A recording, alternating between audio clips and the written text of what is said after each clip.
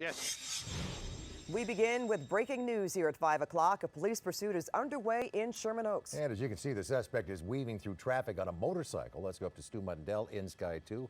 He can tell us about how this thing started Well, and what's been going on. the traffic is making it difficult. Oh, sorry about that. The traffic is making it difficult for the officers to keep up with this guy. And it also, as you said, being a motorcycle, also making it difficult.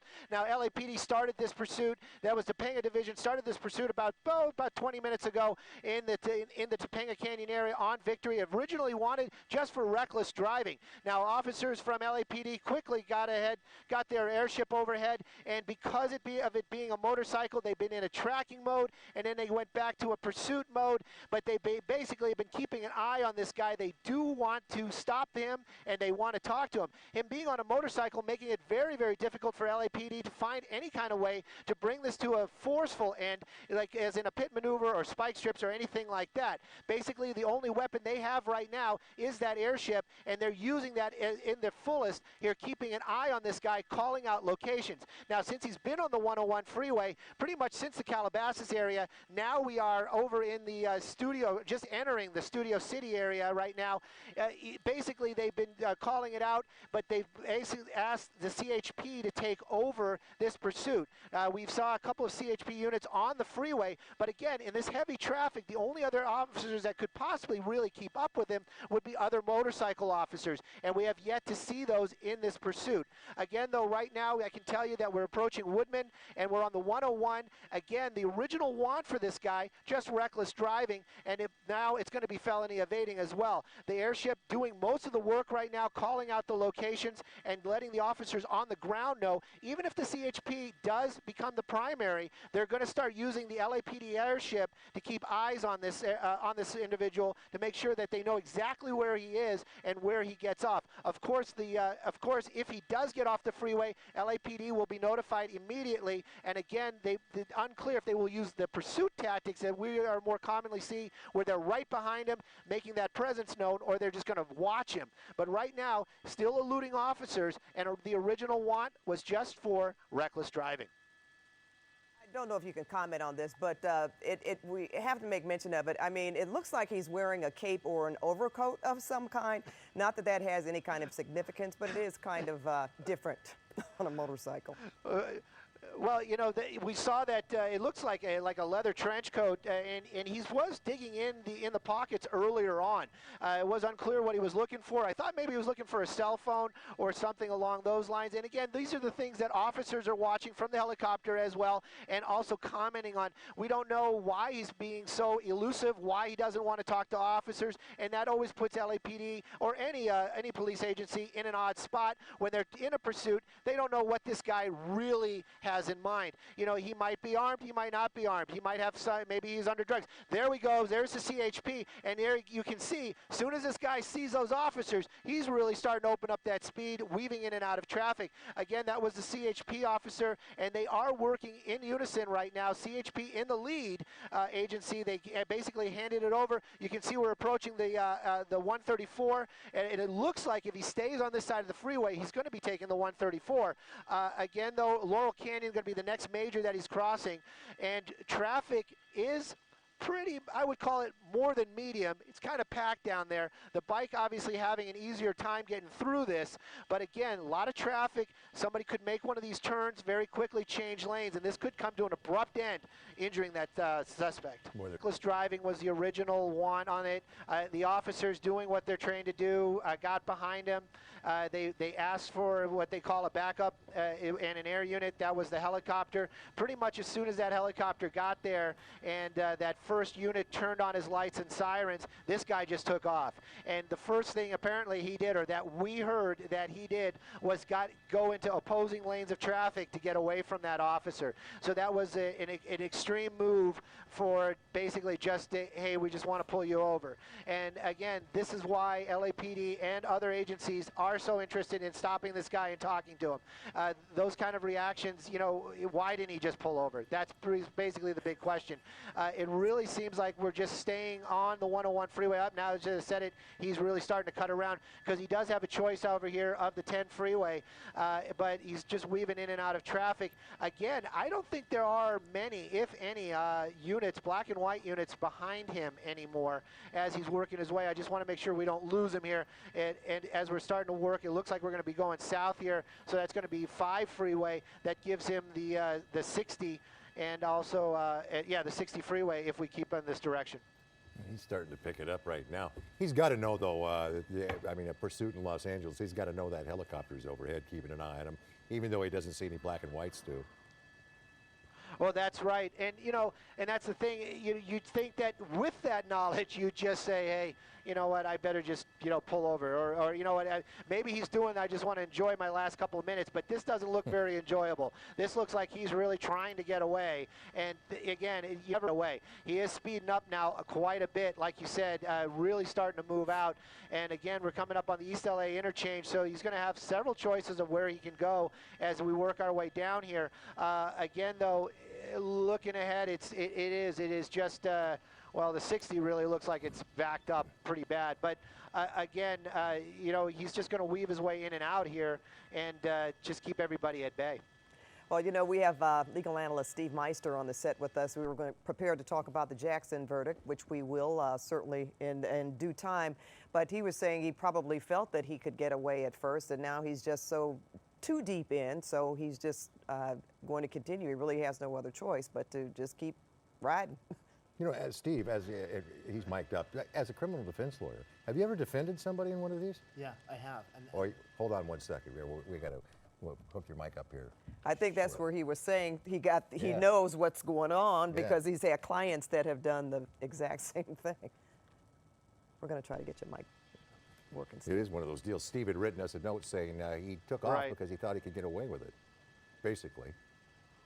I suppose they all think that at some point, however.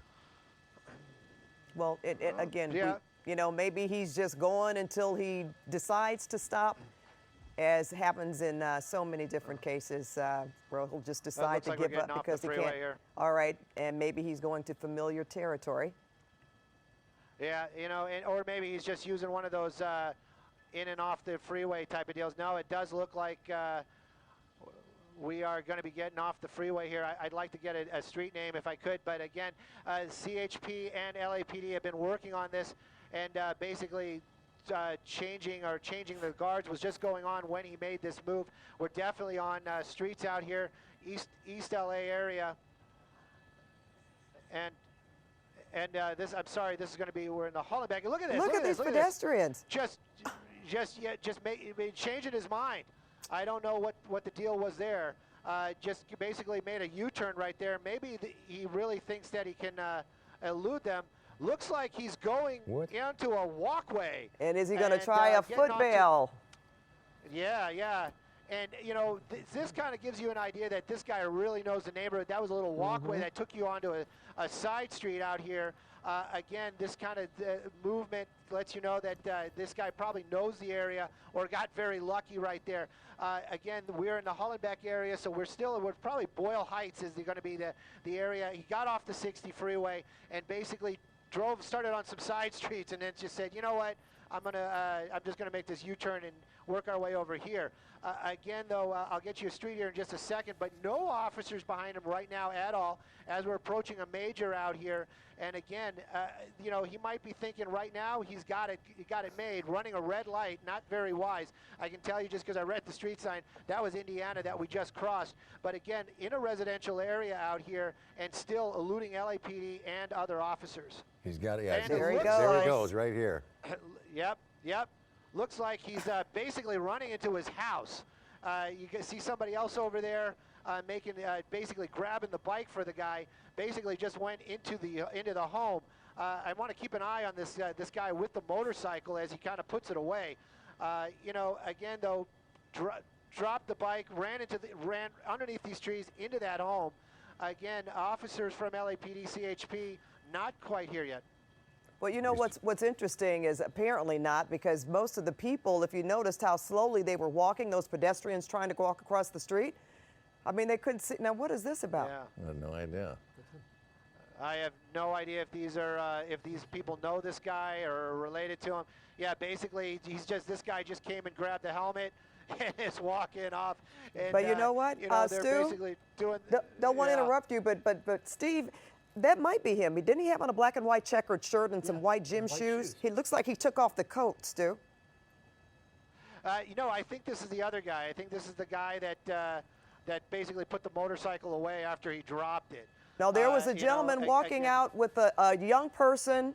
The young person was holding something to his face, and this guy had a black and white checked shirt on and some white gym shoes, and it looked like it could have been the guy on the bike. He just took off the overcoat.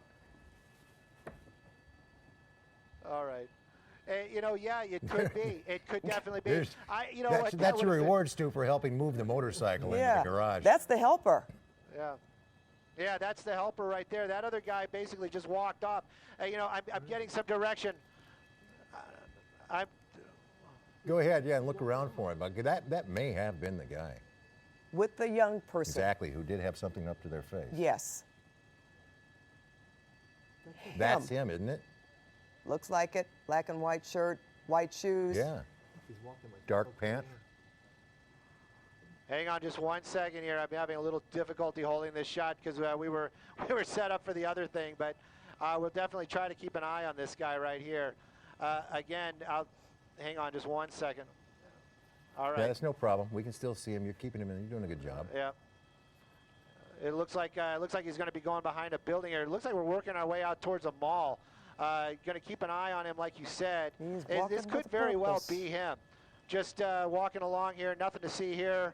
I had nothing to do with that, is probably what he's saying to himself, but we might know different out here. I'm wondering if somebody is going to be able to notify the LAPD CHP about this as we're working our way. I don't want to lose him behind this tree. I'm working with my pilot. Again, there he is. That's him, right? Yep. Yeah, that's him. And it is, maybe he's just out for his afternoon walk, but very unusual behavior as this thing came to an end and he just kind of happened to be walking away. So we're going to keep an eye on this guy out here, and as soon as we are able to give you a cross street, which we might be able to do here very shortly, we will. But definitely you kind of have to wonder, that younger woman just kind of disappeared. This guy is here all by himself, just walking along now. Well, even if we, as we will shortly, play back the video of him walking back out of that home or wherever he was, there was this person here with a young Whittier person and DeLamo. With something up to their face. Lama and Whittier.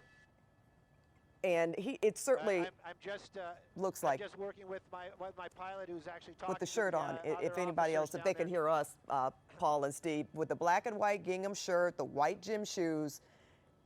It's interesting that that person emerged from that home, right, with this check shirt on and these white shoes. I thought he was going to surrender. Yep. Yep. I And thought he's walking on Whittier, and he passed a llama right there, and looks like he's going to start walking down, kind of staying off the major now. So. And Stu, what were you saying about working with the pilot to? Whittier. Yeah, I actually was working with Dan, my pilot, this afternoon, and he's passing along this information to other helicopters, officers out here to give them a location. Looks like he's he's not walking into the auto zone, but he's on Whittier. Definitely walked into the auto zone on Whittier. That's basically where he went to. Just walked into there. I'll get you that cross street right here in a second, but definitely we're at the corner of Whittier and Indiana. There's a officer right there. Whittier and Indiana walked into the. There we go.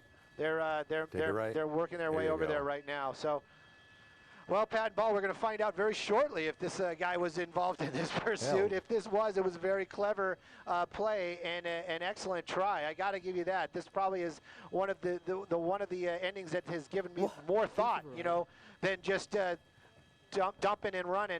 We're going to keep an eye on the back of the store as well. Maybe do an orbit here. To keep an eye on the front and the rear, but you can see officers swarming this auto zone right now as they're looking for that suspect. He must watch a lot of crime procedurals.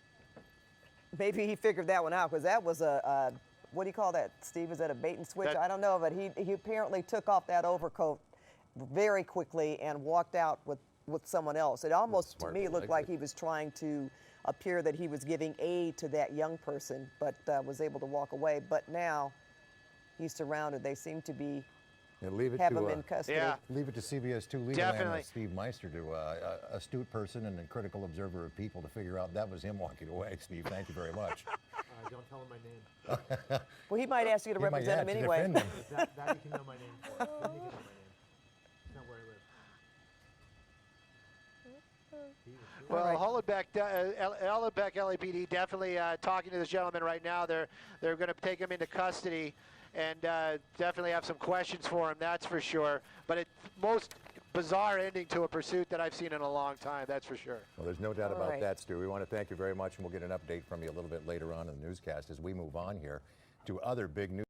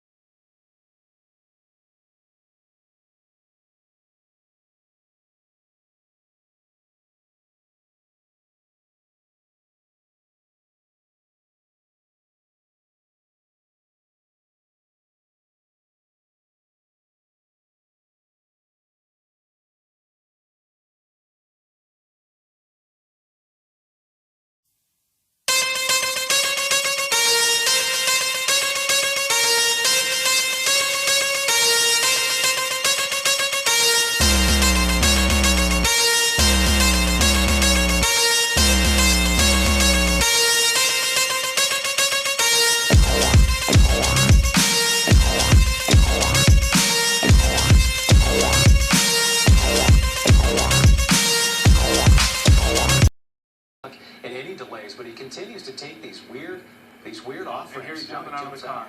Oh my gosh. He's jumping into another car, and not sure what's happening here, but it appears he may be pulling somebody out of this gold minivan.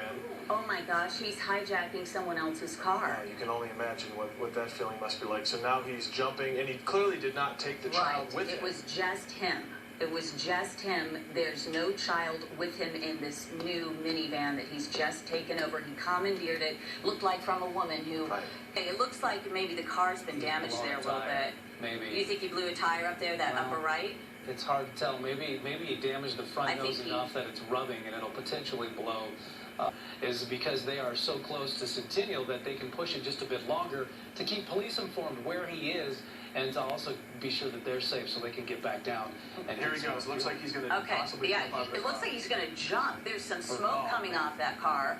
He ran into someone else. He's got the yellow and black jacket, just like in the surveillance video. Wait, what is he doing? He's getting back to the car, grabbing something. Ted, where is he? Which exit? He's panicking. Oh, he wants to get this other car. That's what he's trying to do. He's on 470 in Peoria.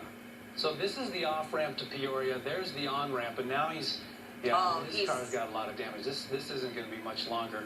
So which is very Pieces flying off the car as we speak. You see that, Ken? Yeah, a car that's got to be hubcaps and rubber. A car can't take that much. Now he's bumping the bumper of the car in front of him. He clearly wants to take over yet a third vehicle, but that didn't work out. The last one he ran into, the silver one, I think he pulled up next to it trying to take it, but couldn't get in the car. And now he's run into someone else. He's whole tire's now come off the lost car. a tire. At this point, it looks like you he's just hope that the person doesn't open the door. This is live, guys. I want to warn you, this is live, so we're not sure what's going to happen next. Oh my gosh. You're watching it. He's pulling someone else out of the car, and she's trying to stop him.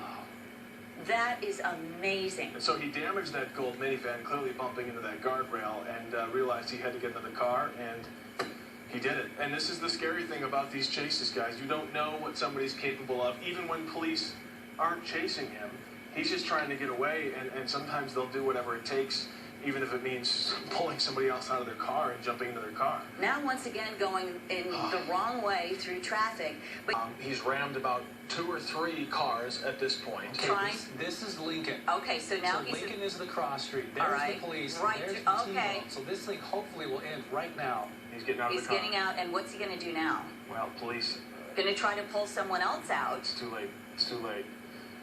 All right, so he's got that yellow coat on. Clearly, this appears to be the same person we saw in the surveillance video from that gas station, now on foot, as police were just behind him, most likely jumped out and probably right behind him, chasing at this point. Ken, this is Lincoln. Do you know the intersection that we're at? Lincoln and Peoria. So across the street from the Wildlife Museum down through the there. Wildlife Experience. There's a Starbucks and like a Lamar's Donuts or a donut shop in there. I don't think it's a Lamar's anymore, but Just east of I-25. Well, He good. slipped on the ice just then. That slowed him down. Now he's down to just his tank top, and he's trying as hard as he can to get away, but it won't be long now before police catch up. You guys are watching this live as we watch it. This Trying to get over a suspect here, fence. this person here trying to get away from police. We just saw a police officer to the right of your screen there, and he has gone down. He's down on the ground. Given up at this point. Hands behind his back. Good job. They'll be reading in his rights right about now and picking him up after an absolutely crazy couple of hours that we